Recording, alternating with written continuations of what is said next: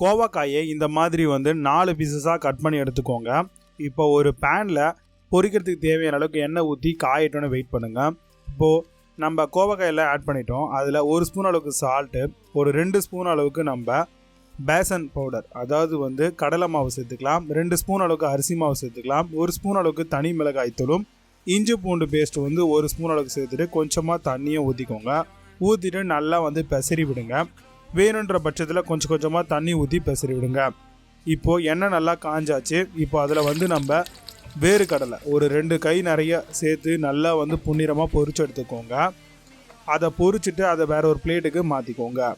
வேர்க்கடலை பொரித்த கையோடவே வந்து நம்ம கோவக்காய் வந்து பார்த்திங்க அப்படின்னா ஊற வச்சு வச்சுருந்தோம் ஒரு 15 நிமிஷத்துக்கு. இப்போ அதை வந்து ஒரு பீசஸாக போட்டு நல்லா பொரிக்கலாங்க.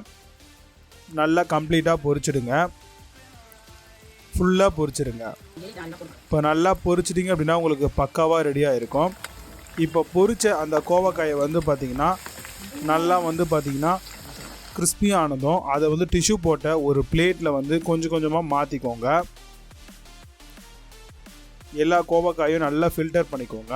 ஏன்னா எண்ணெயாக இருக்கும். அதனால் இந்த மாதிரி நம்ம டிஷ்யூ பேப்பர் யூஸ் பண்ணுறது மூலமாக ஆயில் எல்லாத்தையும் அப்சர்வ் பண்ணிக்கும். ஃபுல்லாகவே அதில் கூட சேர்த்துக்கோங்க. இப்போது எல்லாத்தையும் வந்து பார்த்திங்கன்னா எடுத்ததுக்கப்புறம் கருவேப்பிலை, பச்சை கருவேப்பிலையை வந்து நம்ம ஆயிலே ஃப்ரை பண்ணிக்கலாம்.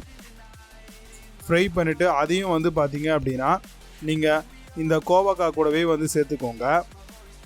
எல்லாத்தையும் கம்ப்ளீட்டாக சேர்த்துக்கோங்க. சேர்த்துட்டு இப்போ அந்த பொரிச்ச வேர்க்கடலை அதையும் வந்து பார்த்திங்கன்னா இது கூடவே வந்து சேர்த்துக்கோங்க. கம்ப்ளீட்டாக சேர்த்துட்டு இப்போ எல்லாத்தையும் நல்லா பொரிச்சிட்டு திரும்பவும் வந்து எக்ஸ்ட்ராஸாக என்னென்ன இருக்கோ அது எல்லாத்தையும் பொரித்து திரும்ப அது மேலேயே போட்டுக்கோங்க. இப்போ சூப்பரான ஆந்திரா ஸ்டைலில் இருக்கக்கூடிய கோவக்காய் ஃப்ரை வந்து பக்காவாக ரெடியாக இருக்குது. கண்டிப்பாக வீட்டில் ட்ரை பண்ணி பாருங்கள். டேஸ்ட் அல்டிமேட்டாக இருக்கும்.